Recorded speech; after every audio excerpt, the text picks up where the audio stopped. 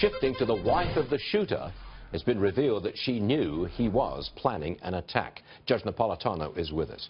You say that she could face the death penalty? Yes, it depends upon what she told the FBI and how the FBI can corroborate what she told. The FBI is not going to present evidence to a grand jury just because she gave it to them. It has to be believable, and they have to corroborate it. So she says she was with him, but her cell phone records show she was 50 miles away.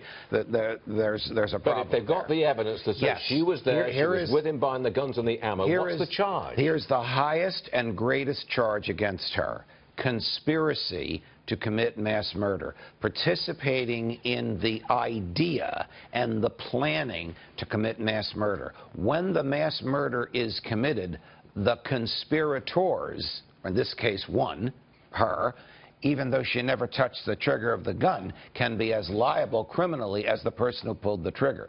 So he would be liable to the death penalty had he survived. Therefore, she is liable to the death penalty. I don't know if the government's going to do this, but that is the highest and greatest charge they can bring against her. The federal pattern is to charge the highest and greatest charge and expect a guilty plea to something less. Got it. The government doesn't want to try this case, but the government has the duty to get conspirators and Confederates off the streets. So they could plead it down. Yes. Just no trial, just get. Well, that would be the government's goal. I mean, she may decide she wants to resist it, then it would depend on exactly how she said it and what she told them. How come yesterday, at this time, I asked you the same question? What could she be charged with? And if I remember rightly, you said you can't charge her. It's not enough simply to know that somebody is planning something and do nothing about it. You're right. So, and that was based upon the knowledge that we had yesterday when we were discussing it. So what's happened now? The FBI has leaked the nature of the information that she gave them.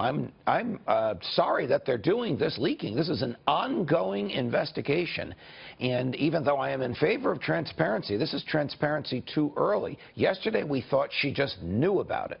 Now, if you tell me you're going to rob a bank, I may have a moral duty to tell the bank and tell the police, but I have no legal duty to do so. If her husband says, I'm about to vindicate jihad, she does not have a legal duty to call the police or his potential victims. She has a moral duty. If she participates in the planning and plotting and acquisition of materials, then she can be charged. It could be that the FBI jumped on this later yesterday when they realized there was an uproar about the wife who may not be charged. Maybe they heard all of this from you and others, and immediately came out and said, look what we've got. Our intrepid Catherine Herridge, who's always ahead of everybody in all of this, is reporting that the FBI agents who interrogated her, guess where they are this morning? Testifying to a grand jury. Now, if they're telling a grand jury this morning what this woman told them yesterday and the day before, they are seeking her indictment. That would be the only purpose for going before a grand jury. And then the federal prosecutors will explain the law to the grand jury, and the federal prosecutors will suggest what the grand jury should indict for. It sure sends a message to other people who may have contact with jihadis, does it not? Absolutely. It's a classic investigation. The only thing that's not classic is leaking midstream. But they did it. All right, Judge, thanks very much indeed. We'll see you again shortly. Check